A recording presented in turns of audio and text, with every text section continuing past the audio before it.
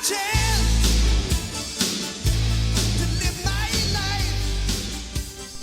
everyone, welcome to another episode of The Other Side of Addiction. I'm your host, Al Richards, and we are joined with the lovely Tiffany Nakarada from USARA. Tiffany, thank you so much for being here again. Thanks for having me again. It's always a pleasure. We had a little confusion today, just a little bit, but we'll definitely have you back because we're going to have Jesse come back. Awesome.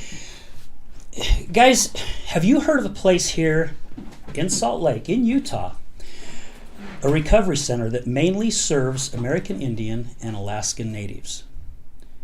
We actually have a place like that. It's here in Tooele, and they are fairly new, and I love what these guys are doing, so we definitely had to have them on the show. So today joining us, we have Alice and Brycen. Guys, thank you so much for being here. Thank you for having us. Now, I did not mention the name, so I'm going to let you guys mention the name because you guys have it on your shirts and your jackets and stuff. So what is the name of this place? So we are known as NAT-SU Behavioral Health, and under our umbrella we have 3 programs. So we have our women's program, which on my shirt is Warrior Heart. We have our men's program, which is most known throughout the valley right now, is Warrior Spirit, and then we have our outpatient program, Warrior Rising. Wow. And so you guys serve, because there are some places that only serve men, some places just do women, some are mixed. You do both. We are gender specific with our residential programs, correct? Okay. Yes. And how long have you guys been around? We have been around since June of 2019. Wow, so really new. Yeah. So we're coming on to our 4th year, or finishing up our fourth year, something like that. What got the owners to open up a recovery center in Tooele? Or Tooele, as the outsiders like to call it. In Tooele. So we're owned and operated by the School Valley Band of Goshoots. That's who owns us. That's who operates us. And what it started is the need to serve the population of the American Indian and Alaskan Native people. There are very few programs that are culturally sensitive, culturally aware, where you can send people that are needing to recover with traditional beliefs and traditional programming, and that's what our programs do. Each program has a traditional or cultural spiritual leader or spiritual guide that helps lead some of the programming. They help teach them spiritual practices such as like beading, flute making, basket weaving, blanket making. There's a lot of different, craft type things. There's also the practice of, the inipi that they'll go into every other week. Ceremony. The ceremony. There's the sweat lodges, the burning of medicine that is done weekly. And that's all led by the spiritual advisors. And it helps to connect them to their spiritual roots and help connect them to their cultural practices that for some of them they've just become distanced from, and for others they've never had the opportunity to connect to. So it's a safe environment for them to do those things and not feel like they're being judged in the process. Wow. So, the way you guys just put that and everything you said, I would go. No, seriously, because of the spiritual part of it and the sweat lodging and just being able to do the crafting and stuff, right? Because that's what their ancestors did, correct? Mm-hmm. Correct. And we talked about that this morning on one of our shows.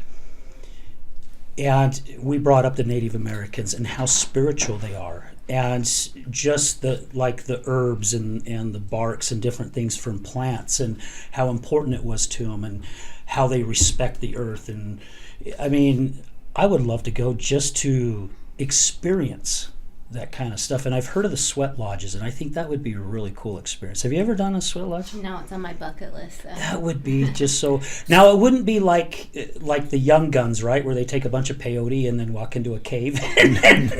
No, I wouldn't think so. That's not like. That's not what it is. Well, because it's more deeper than that, right? Mm-hmm. I mean, you really get down with with the spirit side of things. And It's done with purpose and intention, and it's done with a spiritual leader walking you through the process. And it's, yeah. So, what position do you guys hold at? I always say warrior spirit, but it's all the not above. the above, yeah. So with NAT-SU Healthcare or NAT-SU Behavioral Health, I do the business development and marketing. And with the business development and marketing, I have a specific goal. So there are 3 people on my team, and my role within that team is as the tribal liaison. So as a Native American myself, my goal is to make sure that I build the connection and the relationships with the tribal nations within the state, the surrounding states, and across the United States. And then we also have members of our team that build within the Wasatch Front and then within the county that we work in. Wow. And I wear lots of hats over there. So I'm the assistant to the executive director, the guy that kind of, I guess, runs most of it. He's over the clinic and the behavioral health side, and I am kind of like his assistant. And then I am also the admissions manager. And I am also an intern at our women's facility right now. I am a full-time student at the University of Utah in my bachelor's program in ASUDSI right now. So I am the first intern that we've had right now. So I'm kind of in a guinea pig-like position, and we're figuring out what that looks like, but we're hoping to have more. So if you're looking for an intern position and you're at the University of Utah, come talk to us. So yeah, seriously, it's a great opportunity if you want to work within the Medicaid and the unsheltered and marginalized and underserved populations, and you want to know what that looks like, and you want to get exposed to working with dual diagnosis and the Medicaid population specifically. It's a great opportunity. Yeah. So Now that's what I do. That's the only insurance you guys take, right? Is Yes. the Medicaid? Yeah. And we only take Medicaid, and luckily for us, we're the only program within the state of Utah that can take any form of Medicaid from any program in Utah. So whether it's you have Optum or you have Select Health or you have the University of Utah's Medicaid, we can take it. So if you have So cool. Medicaid from the county in St. George, Washington's county's Medicaid, we can take it here in our program. Yeah, that is amazing. That is really good. So we are an IHS. We have an IHS clinic attached to our program. It's the NAT-SU Health Clinic and Pharmacy. And within that clinic, being an IHS clinic, we have what's called a 638 contract, and that contract allows us to accept those different forms of Medicaid. Wonderful. So, Also, that Medicaid or that clinic, it serves the Tooele community. So anybody that's in the Tooele community that has Medicaid can come and utilize the services that are available through the clinic, not just the individuals, pardon me, that are in our facility. Just anybody that's in the community that has Medicaid can use our services, which is really beneficial to the community at large, right?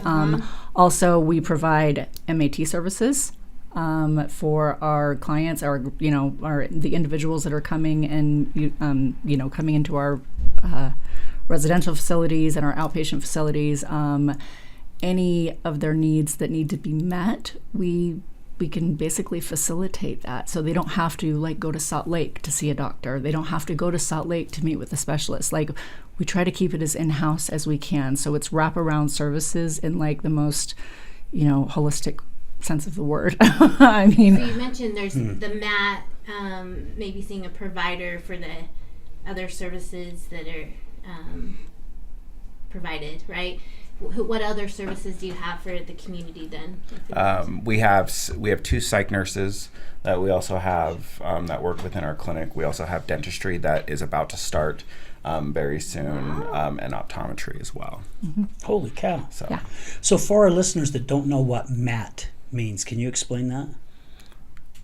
medication assisted treatment. Okay. Because there's a lot of abbreviations in the recovery thing, and there's sometimes I'll have people reach out to me and they're like, hey, I just listened to one of your shows, and what does this mean?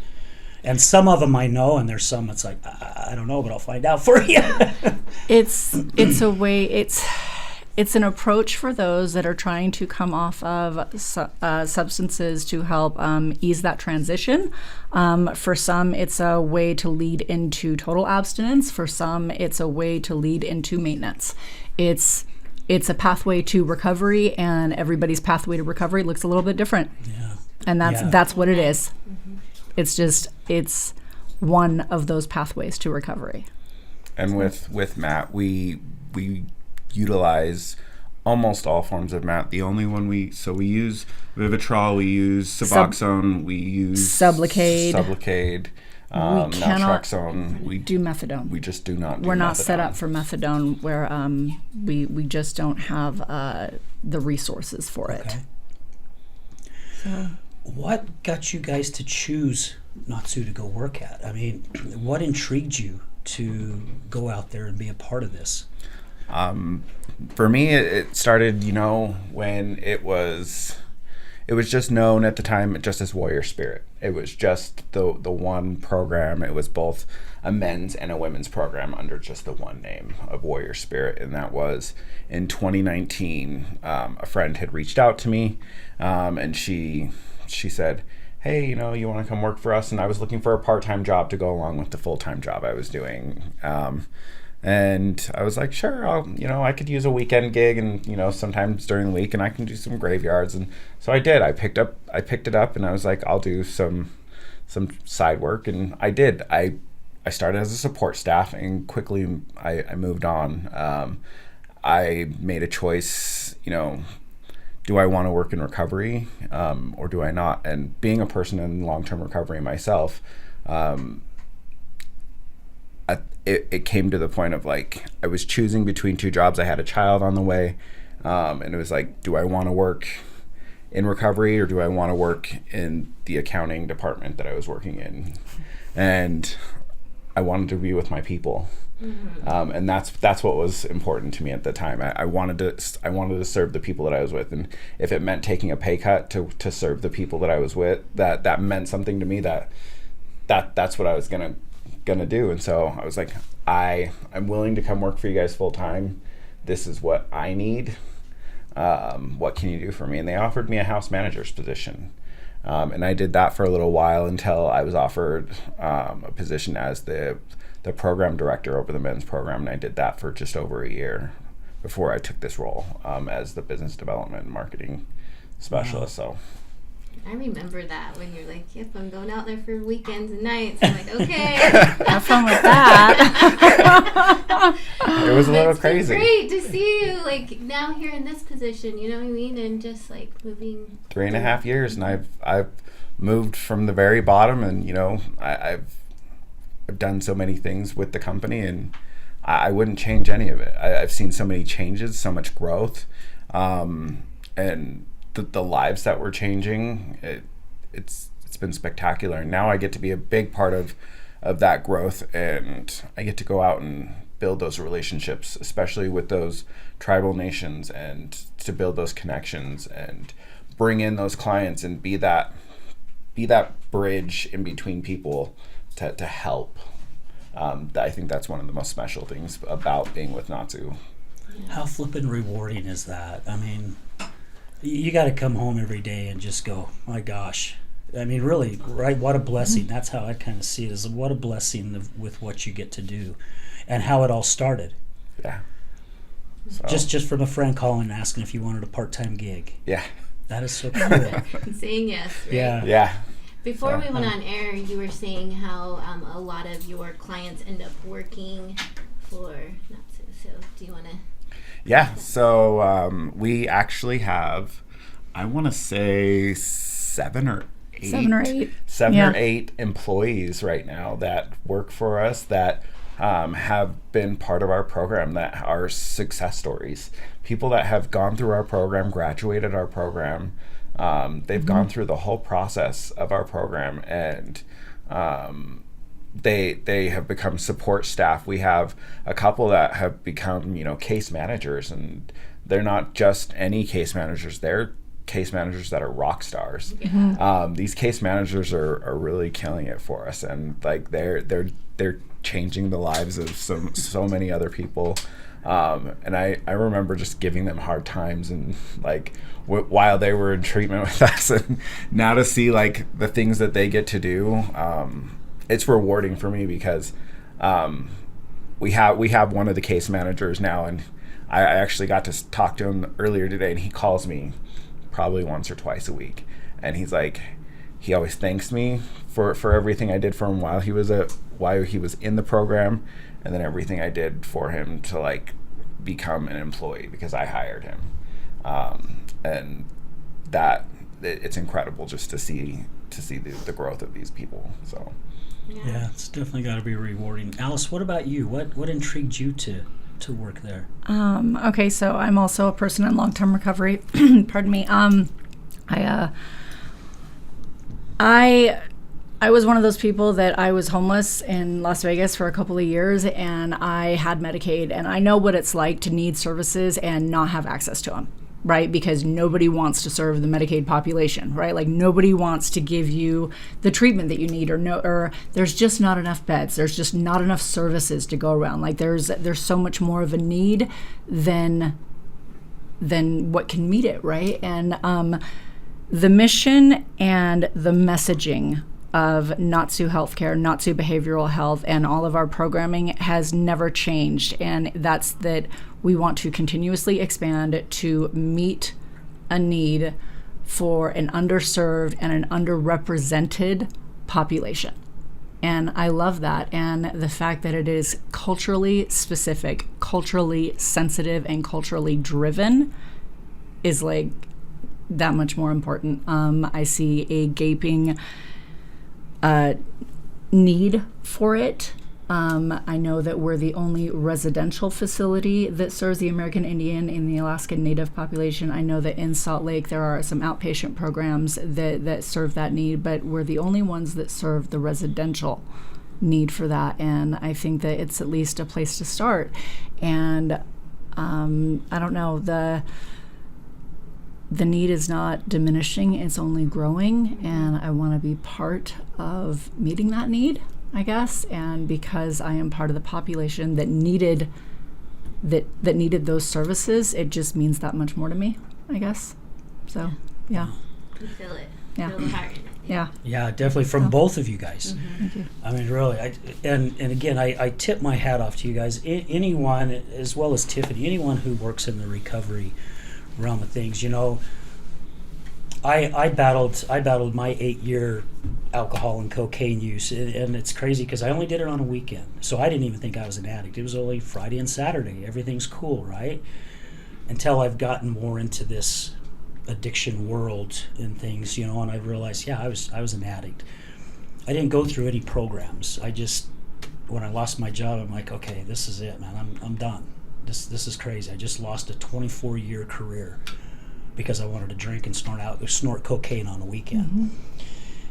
To see the people that I have met just here in the past couple of years, this podcast has only been going 2 years next month. I mean, I have made some amazing friends, and they're people that I'd want to hang with every single day, and it's because of how they look at life. You know, they've been pretty low, you know, living on the streets, and we've had, you know, people here that ate out of dumpsters, and I mean, there's so many stories, and to see who they are as individuals today, the way I see it, a lot of us can learn from those that are in long-term recovery. Mm-hmm. I mean, really, because you guys, again, you look at life totally different, and it's the service, right? You guys are doing so much service to help others. And I like to bring this up every once in a while. There was a gal that we interviewed out of Phoenix, amazing woman, and I think she's 30 years in recovery. Her son is battling addiction, and she's afraid, like a lot of us are afraid, that they're going to get that phone call one day and say, hey, we found your son or your daughter or your spouse dead. You know, it scares us, right? She said she was talking to a lady at church, and this friend of hers said, I don't know if this will help you, but She goes, there are those that don't make it. And it's because the addiction has got their claws in them so deep, God knows he needs to bring them back home. However, those are ones that they're able to get those claws out of them. And they're able to get their lives back on track. And this is where I always get emotional. They are the angels now that are walking the earth, holding out their hands, saying, let me help you. They're helping others go through their battle. And who best to understand, right, than the ones who have battled it? So what you guys do, I mean, again, I tip my hat off to you. Anybody, pretty much anyone that I've met in the recovery world, that's how I see them. You know, I see them as you guys are the angels, and you guys, it's kind of like the disciples Jesus picked. He didn't pick the perfect ones, he picked the imperfect ones. But there was a reason behind it, right? It's just what you guys are doing. That's how I see it. That's just how I'm looking at it. So, yeah, thank you for everything that you guys do. Really appreciate it. I have more questions. Okay, go for it, I didn't Tiffany. have any questions, but I have a lot. Well, when you said that at the beginning of the show, I thought in the back of my head, I'm like, not Tiffany. She'll come up with something. Okay, so about the program. So you have the 3 programs, right, that you mentioned. Are they all held in one building? Are they held all in Tooele? Tell me more, like, how that looks Good like. question. So the 3 programs, so all 3 programs are located in Tooele County, but all three are not in the same building, no. So the men's program is in one building, and then just a few buildings up is our outpatient program. And then our women's program is in an off-site location that we don't ever disclose. Okay. And that's just for the safety of our women. Yeah, which is very important, right? Yes. Absolutely. And then the additional services that you were mentioning, Alice, where are those held at? So those are at the medical clinic, which is in the same location as okay, so there's like a row of buildings, offices, whatever, for the men's building, and then you've got the medical clinic, and then like 2 buildings down is the outpatient building, and it's like a row of like an office complex. Okay. So, yeah. So there's 4 buildings total with different services. Okay. Yes. Yeah. Okay, and then what other populations, or who can come and be in your treatment center? Because I'm going off at what Al's like, I would like to go there, right? Yeah. Like, yeah. would Al be able to go? Like, what? Yes. Anyone with Medicaid. Anyone with Medicaid. Yes. That's just Medicaid. So anybody with Medicaid can attend our program. It doesn't matter what your background is, what your nationality is. We accept everybody. Okay. We do gear towards the Native American population or the American Indian Alaskan Native population, but that's not the only. It's not a requirement. No, absolutely not. Okay. So. Okay. So you guys probably get clients or students. Some people call, some recovery centers call them students, and I've heard some say clients, but you probably get them from all over, right? Oh, so just not here in Utah. I mean, I'm sure you get them from. We have, yeah, we've definitely got them from all over because we have built relationships and have had contracts even with tribal nations outside of Utah. Like we've received clients from the Navajo Nation. We've received clients from Mountain Ute, which is in Colorado, and from Wyoming and Idaho, Arizona. Like so, we've had clients from all the surrounding states. And now that we have myself, who is in the position I'm in, I'm going out and I'm broadening I'm broadening that spectrum so we can outreach to more people. Because what we want to do is we want to make sure that we let other people know, because what we have found, she and I got to go to a conference and we got to have some conversations with people that in the Western United States, that there is not another program that's owned and operated by a tribal reservation or tribal entity in the Western United States that's culturally sensitive, that's a traditional program That provides residential services. Yeah, there's some that do outpatient or they'll do like mental health, but they're not doing substance use or vice versa. Or dual diagnosis. So dual diagnosis. we are Yes. dual diagnosis. So our goal is to provide those services for the people that are here in the Western United States and hopefully across the United States to attract them to come to our program to save our people. So Yeah, thank you for that. Yeah. I have been seeing you on many planes on social media lately. So many I don't planes. travel anyway. He's I'm a just hanging out at the frequent flyer. airport. That's all. You're doing. Maybe we should get really good friends with him because he's probably got a lot of Sky Miles. Do they still do Sky Miles? Yes, they do. They? I haven't been on a plane in so lifesavers. long. Yeah, I haven't even been on a vacation in like 8 years. So I only yeah, have like it's 100,000. terrible. It's okay. Oh my You gosh! do? Wow. Oh my gosh, you're running. Yeah.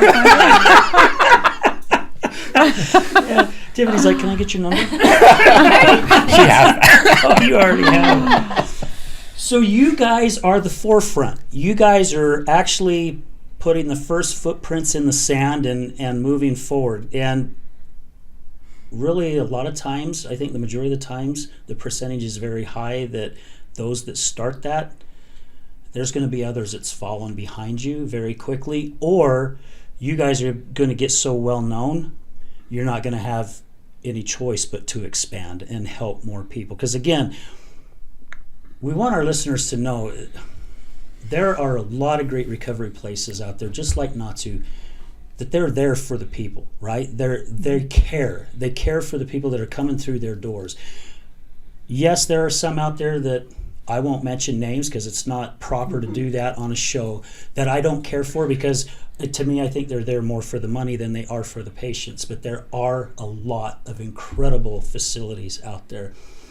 Do your research, guys. I mean, really look. And I get maybe 1 to 3 phone calls or texts or messages a month where people call up and say, "Hey, I've got a family member. Who do you recommend?" And it's so cool that that's happening, because Brad, the owner of Resilience Talk Network, told me one day that was going to happen, and I actually called BS on him. I said, "No, that's not going to happen," and it's actually happening. And it's so cool that I can send someone to USARA, Tiffany, or the Other Side Academy, or Red Barn, or NAT-SU, especially with you guys being so unique.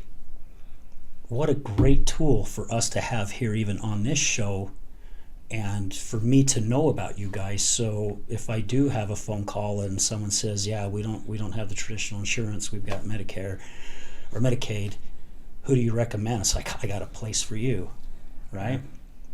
Do you have any waiting lists? We do have Yes, a we waiting do. list, and Good question. it is growing. It is definitely growing day by day, minute by minute.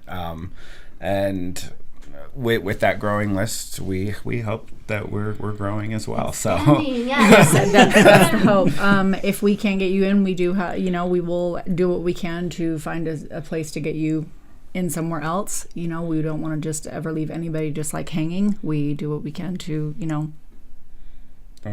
of course, help a person find the You don't have to services say, that. we're full, do you want to go on the waiting list? No. and that's where my team steps in, and my team steps in, and we make the phone calls and start calling other facilities and trying to make those connections, because something that I've noticed doing all my traveling and meeting all these other people is like, we do pretty well here in Salt Lake within our recovery community.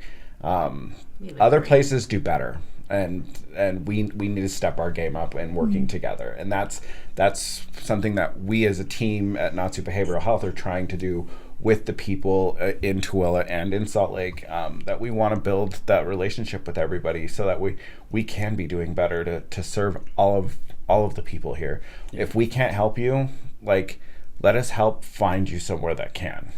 And that goes to say also, if you're already in our program and say you've done the continuous thing of to the point where we can no longer serve you, we're not going to throw you out. We're going to find you somewhere to go that will serve you, that might be a better fit for you. And even if that means you have to stay in our program, if you're somebody who relapses while in our program, we're not kicking you out like most programs will that same day. We are going to make sure that you have somewhere to go before we just say we give up, because a lot of places will just give up on you, and we can't do that. Yeah. So. Well, and a lot of those in recovery, right? A lot of us has given up on them, right? Their family, their friends, and And I'm sure, I mean, I saw it with my own wife. It's like, what does it matter anyway? Then no one gives a crap, right? And it kind of puts them deeper into that hole. So good for you guys. Well, I'd like to take this time to stop for a quick commercial break, and then when we come back, let's kind of touch on a few other bases, and then we'll wrap this thing up. You guys good with that? Yeah. Okay, guys, stay with us. We'll be right back.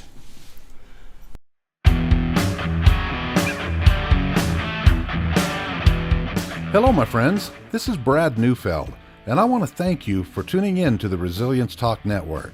You can listen to my show, Resilience, every morning, Monday through Friday at 8 a.m. Mountain Standard Time. On my show, we will be discussing what it takes for you to overcome the day-to-day challenges that all of us face in life, as well as some of the devastating ones that may lead us to feelings of hopelessness and despair. It's my goal to provide you with the tools and skills that you need to overcome anything that is thrown your way. To find out more about my show, visit our website at www.resiliencetalk.com. That's www.resiliencetalk.com. And as always, until we meet again, go for everything that you want in life and make it happen.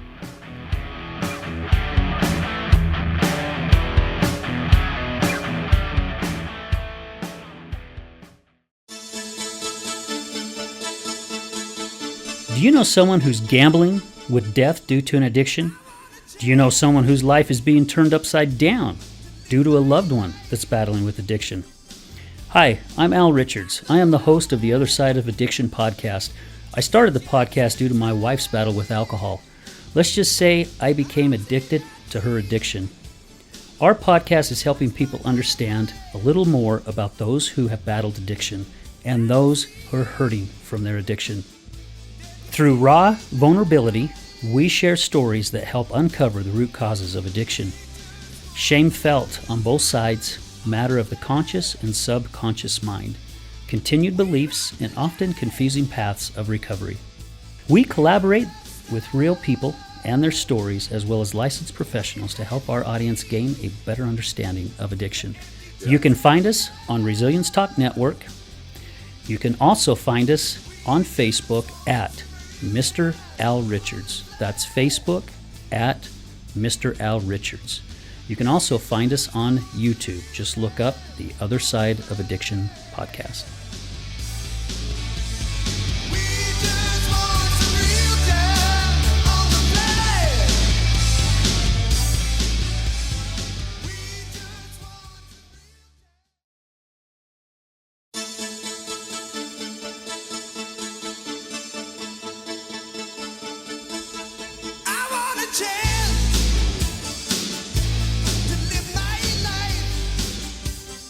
Hey everyone, welcome back to the Other Side of Addiction. Again, my name is Al Richards. I'm the host, and we are here joined with the lovely Tiffany Nacarado from USARA, and two incredible guests today from NAT-SU. We've got Alice and Brycen. Guys, thank you so much for being here. Thank you for the first part of the show. The information that you guys shared was amazing, really, because I've sat down with Jessie. We had lunch, and I got to know a little bit more about her. She got to know a little bit more about me. And she touched base a little bit. This was a little more in depth. So thank you. I had no clue, I mean, really, the depth what you guys did. It's so good to know this, because this helps the other side of addiction. Again, like I said earlier, just puts another tool in our tool pouch. And I know I will get a phone call eventually on something like this, and I'm going to know exactly right where to direct these people. So yeah, thank you so much for being here with us. Tiffany, you had some really good questions during the break that we were talking about. One, we decided we'll just leave it on the table, and we're just going to leave that on the table, right? But there was another one that I thought was a really good question, and what was that? Yeah, how long are your programs?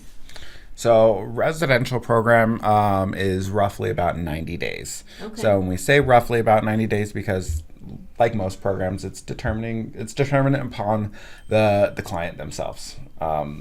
We are doing it as a 12-step program, and that 12-step program is called Wellbriety.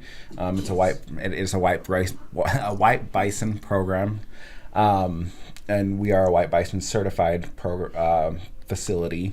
So do you want to elaborate a little bit more? Okay, so White Bison, it's the 12 steps from a Native American spiritual, concepts approach, and they go through the steps from more of a spiritual internal process, I guess.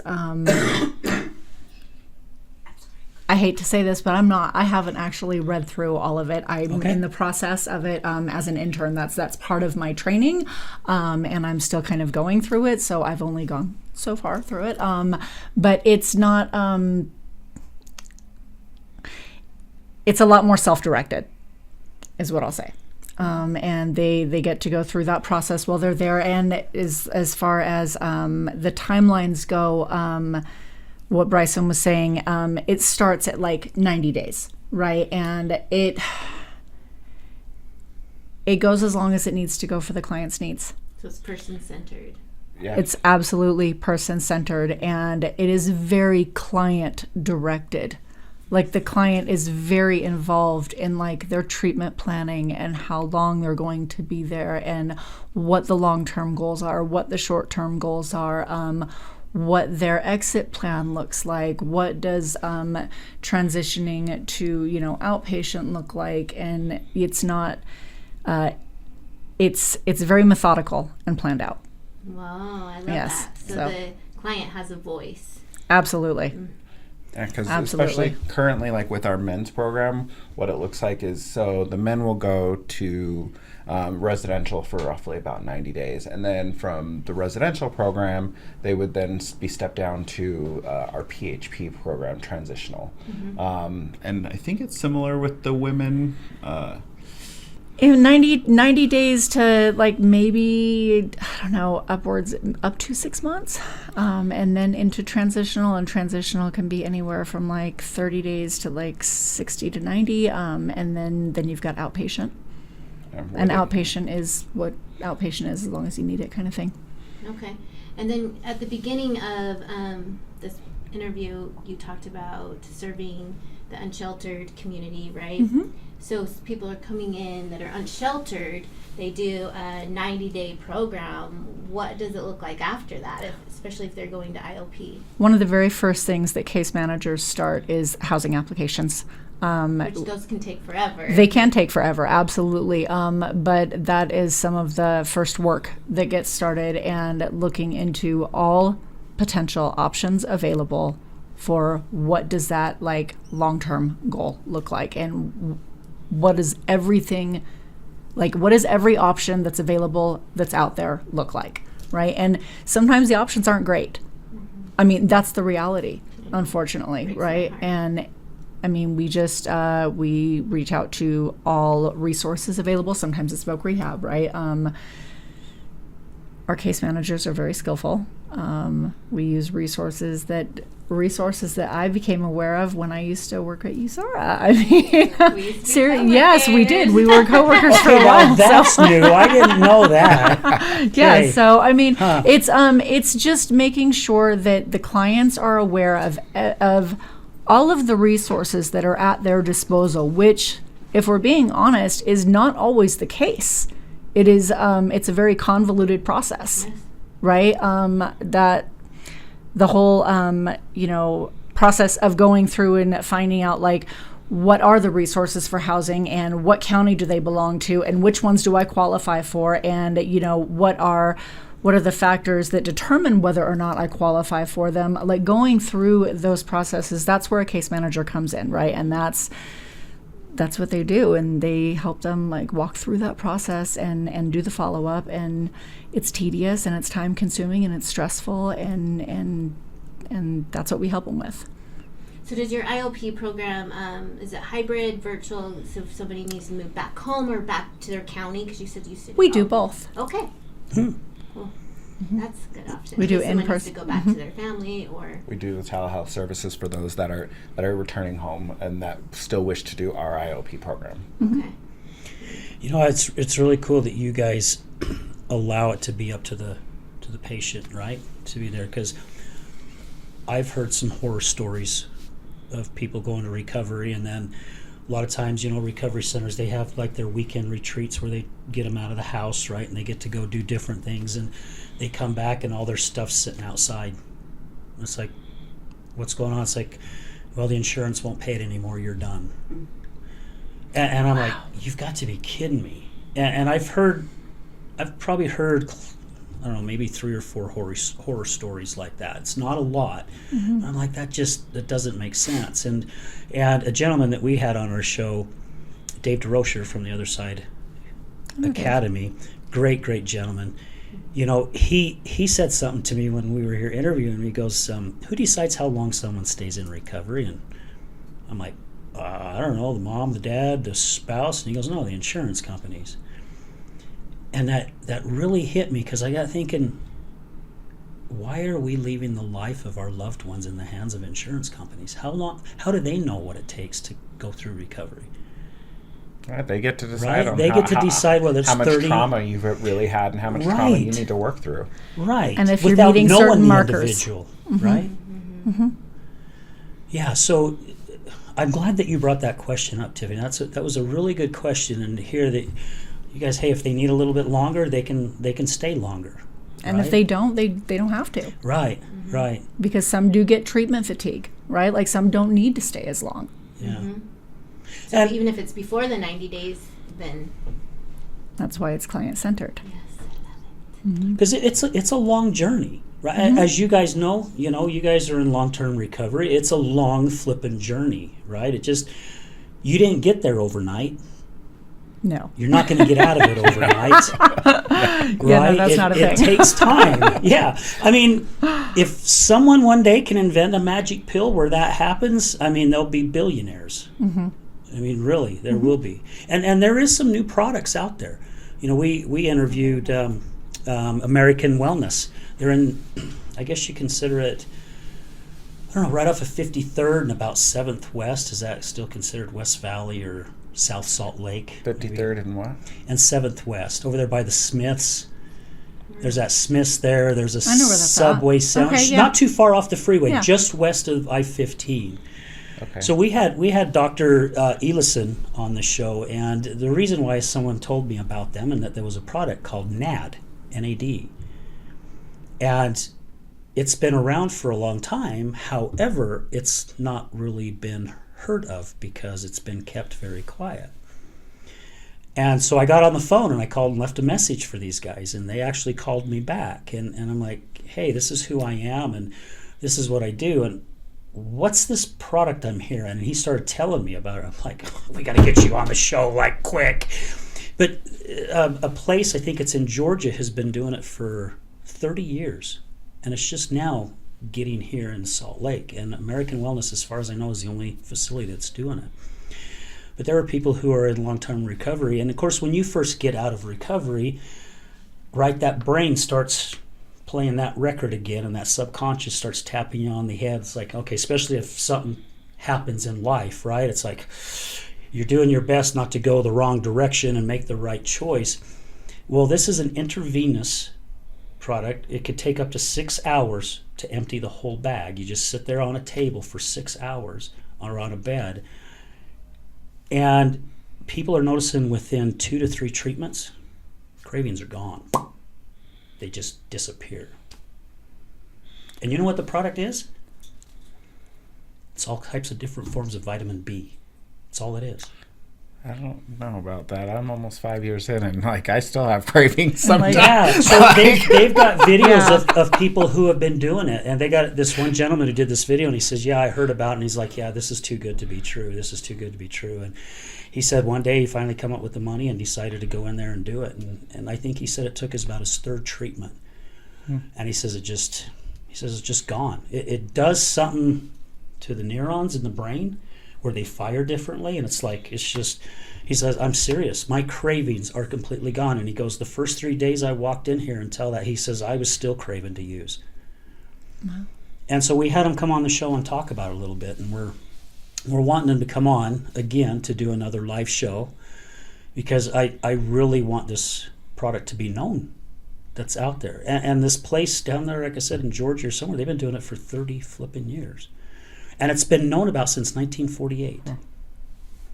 Yeah, Now I'm just really think curious. about it. Yeah. I know. Well, I know what I'll be Googling later. Right? Yeah, Google NAD, NAD, or just look up American Wellness, and they have it on there. You know, so Seems too good to be true. I know. Right? That's Right? what- Yeah. like- Huh. I mean, I'll It look does. it up. Yeah, check it All out. pathways, right? Yep, all pathways. All right, so what else would you guys like to share before? I mean, we're getting close to about 40 minutes into the show, and we've got some time constraints here because some people have something else to do. No, I'm just glad Tiffany made it. Thank you, Tiffany, for being here. I'm just giving you a rationalist crap. You know. You tease me every once in a while. So, All the yeah, time. yeah. What else is there that you guys would like to get out there? I don't know. In addition to the cultural awareness and the cultural sensitivity that we operate from, we also we use like DBT and CBT and MRT and we practice from like in evidence-based practices, right?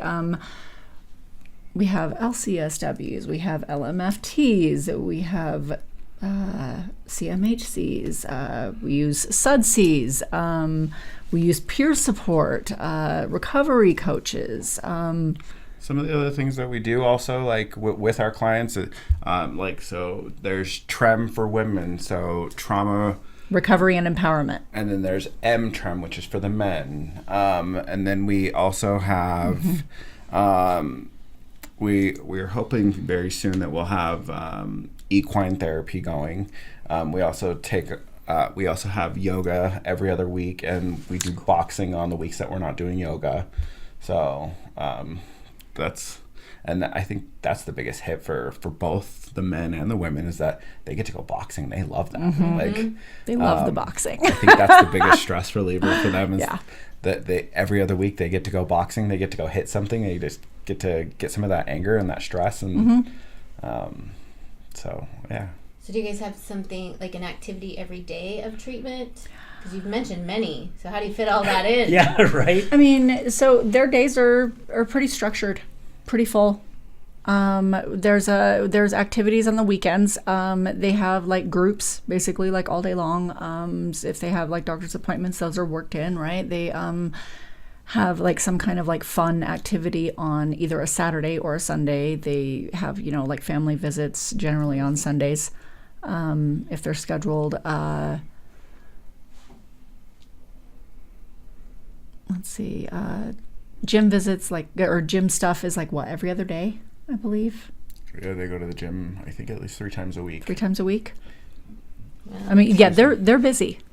Holy cow. There's not a ton of free time. Well, which is good, They right? get But- free time in the evenings. You get free time in the evenings and time to do like homework, right? But I mean, in the beginning, you kind of need that Structure. idea. You need to be still shown do. what structure looks like. Like seriously, I still need structure. Like if I don't have a schedule like laid out for me, like I don't know what to do with a ton of free time. I'm like, ooh, what do I do? So.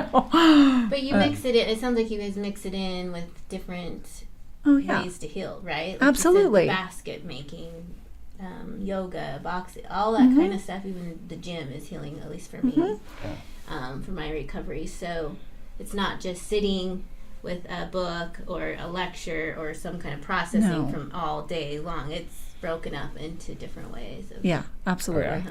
which is so important. Really So the is. structure's there, but also Yeah, different and kind of. some of the Yes. crafting stuff, like not everybody has to participate in because, one skill might not be something that one person is used to, or it might not be part of their tradition. So, but like flute making or making drums, that might be part of what they do in their traditions. In most traditions, women don't make drums, so mostly it's the men that do. Okay. I didn't know that. But sometimes we do have some of the women that are like, no, in my tradition, women do. And so we make sure that those women get to participate. So What do you guys do with the products that are made? I mean, can you sell those to help kind of fund different things? I mean, can someone go online and look you guys up and see a product line of things that were made? So with the blankets, the clients get to keep them. Okay. For a lot of the clients, they've never made something like that. It's a point of pride for them. It's a point of like, oh, I made this. Yeah. We let them give it to their families. For some, there are some clients that are making like dream catchers for to donate to an upcoming event that they get to take off like community service hours. We've had some of the coolest dream catchers. Oh my ever. goodness! Some of the biggest and coolest dream catchers you've probably ever seen. Some of them are so made. neat. Like the work and the time and the effort that have just been put into these things is incredible. Wow. The clients are incredibly talented. Yeah. And they get to pay it forward by giving it to, like you said, someone in need or family member or whoever. I love that. That's idea. really cool. Like even what a beads. You mentioned bead making too that they do. Yeah, some of them do the bead making, and some of them do it as gifts for like family members. Some of them donate it towards like fundraising events for events that they want to go to like raise money for them to be able to go towards that. I mean, because we are, not exactly nonprofit, but we are a Medicaid. Yeah. As a Medicaid program, most people would think that we're nonprofit, but we're actually a for-profit program. We just don't act like it. Yeah. So I mean, That's cool. Wow. yeah. Tiffany, do you have anything else you'd like to ask before we sign off here? I have a bunch. Yeah. I do want to, though, I guess it's not a question, but with the well-briety. Oh, yeah, I do have a question. I remember it. My brain caught up. So you said 12-step program, well-briety. Do you bring any other meetings, like, into the residential or either outpatient? Or is it just... So, brought into the program specifically for the clients, they do also do YPR, and yes, they do. YPR. Yes, ma'am. What is YPR? Young people in recovery. Okay, got it. So, We're so young. we are still. And then, so on top of YPR, I think they also do, AFB. yes, Addicts Fighting Back. They do Addicts Fighting Back on Saturday mornings. Oh, Okay. So, okay. We've had them on the show. Yeah, they do the Super cool. Tooele chapter on Saturday mornings. Wonderful. Yeah. I have attended a couple well-briety, because Sarah has one now, and I love it. I just... Yeah, they're pretty great. I love feeling so wonderful. Yeah. Spiritual, right? Well, that's nice to hear. So you guys are welcome to maybe even get more meetings like AFB and did I say that right? Yes, AFB, And Addicts YPR. Fighting Back. Yeah. And YPR, you're not just strictly just the well-briety and 12-step. And hopefully, as we grow and continue to grow, like we'll be able to juggle and shuffle that around to where we'll have to rotate some things and be able to send clients. Okay, well, you're at a certain phase or something. You need to be going to outside meetings and meeting people in the community and stuff like that. Like especially as they're in our. I apologize. No worries. We'll just say that was the angels sprinkling some dust on us all. That would be. I lost my train of thought because of that. Bringing meetings in. So when they're in our PHP transition, they need to be in the community. They need to be meeting with new people. They need to be building relationships. So that way, when they do actually, get released back into being fully functioning into the community, like they have their people that they can connect with. They're people that, I've had people like you and people like Alice that like I can call my friends now that are like my family in the community that are real friends. They've started to build that foundation, right? And they're not going into a community that they're just like, ooh, I don't really know anybody. What do I do? And who do I call? And who do I talk to? And I don't have anybody that I can call that I feel safe with.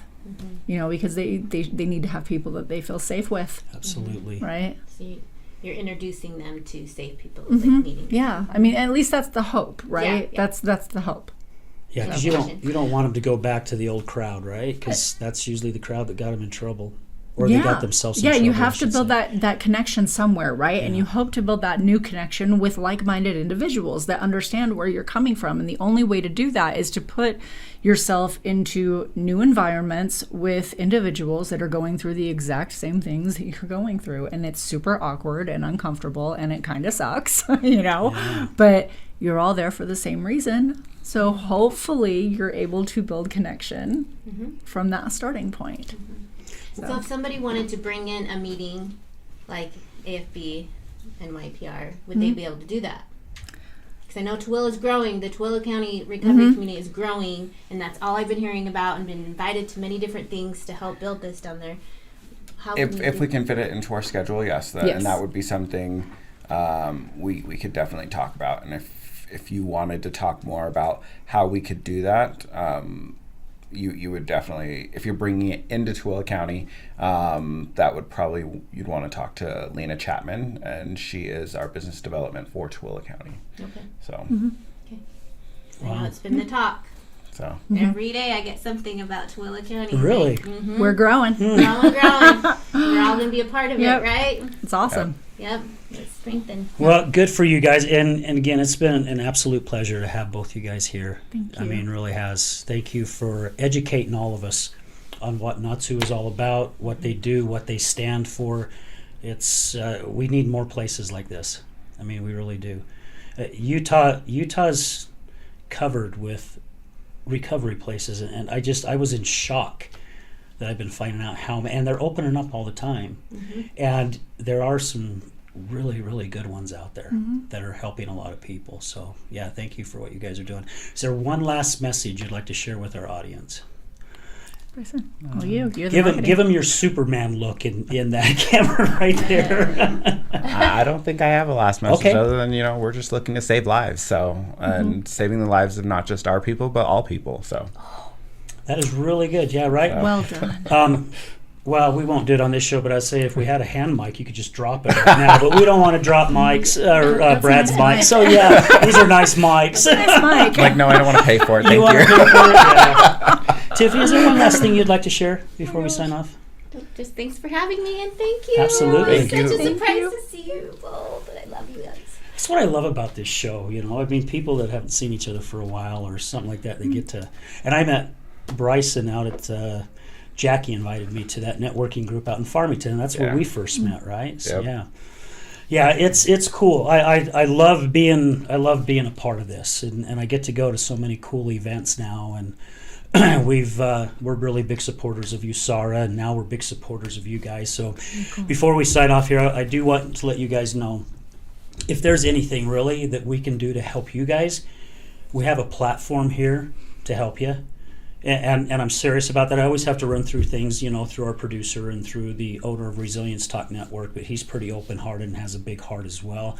So if there's something that we could do for you, just let us know, And I definitely want to get you guys booked to come back in June, and we'll do one of our Wednesday lives. So, as a matter of fact, Sarah is going to be here next week on our live show. We're going to talk about language. So if there's a subject you guys feel very strong about, and you call me up and say, hey, Al, we want to come on your live show and this is what we want to discuss, we'll make it happen. Very cool. Okay? Yeah. Right. Okay. Well, guys, thank you for joining in again. Thank you for all your love and support, to all our many, many sponsors. And I just thought of this today. I don't know why it's taken me so long, but to so many of the recovery centers who support us. I mean, we're gaining momentum. There's a lot of good relationships that are being built here. So thank you to each and every one of you. Again, to Resilience Talk Network, all our listeners, all our guest co-hosts. I could sit here for 10 minutes just saying thank yous, but if I go too much longer, I start getting too emotional on it. So we'll keep it short. Couple things that I want to mention to you guys here before we sign off really quick. April 15th. Which is a Saturday, we are going to be doing our second annual Healing Utah Success Summit. This is one that we did last year in St. George at the Dixie Convention Center. USARA has a table there. They are going to be there. We've got, I will be speaking. Brad Neufeld, the owner of Resilience, is going to be speaking. He has worked with troubled youth for many, many years. Our good friend Mallory Roosh from Roosh Recovery, also Inspired, the author of Inspired to Recover. She's going to be speaking. We've got, I'll just say, 2 great speakers. I'm still learning to be a great speaker, but I will be there. And, just to share a lot of information. The whole event is to inspire and to educate people about addiction, recovery, depression, suicide. I mean, you name it. It's probably going to be mentioned in one of our stories. I'm so excited. I know, right? I'm excited. I'm really excited too. And again, it's going to be held at the Miller Free Enterprise Building in Sandy, which is the Miller campus. We're going to be plenty of parking, guys. There's 304 seats that we want to fill. Please come out and support. You can go to rooshrecovery.com to get your tickets. For those of you that are in recovery centers, our committee has decided that we would like to offer a group rate. So we will have discounts for a certain amount of people that want to come in. So keep that in mind. Also, we're going to be having this show should air before our next ARC networking event. ARC stands for Addiction Resource Collective.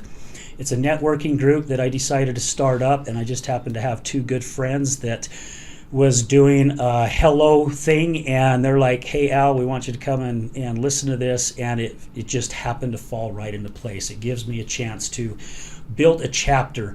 And ARC, again, we want everyone that falls underneath the addiction umbrella to come to this event. It's only $5 to come to it. Yes, we will start charging as the chapter builds, but we want to grow the chapter so we can open up a chapter in Tooele, so we can open up one in Provo, Ogden, St. George. We want to continue to grow because a lot of the recovery centers know people from recovery centers, but they don't know all the resources that are out there because it's not that they don't want to know, it's just that they don't have the time because they're so busy saving other people. I want to bring all that stuff into one room where people get to build relationships and get to know what else is out there, because I think Bryce said it during the show, it takes all of us to help one another, right? We need to know all the resources that are out there, because if it's something that USARA cannot do or NAT-SU can't do or someone else can't do, we'll know someone who can. Mm-hmm. And it's about saving lives. This is where I always get emotional. It's about helping people. So we need your support. We need your love. So we're going to leave you with this as we do at the end of our show. Remember, addiction is giving up everything for one thing, and recovery is giving up one thing for everything. We're out.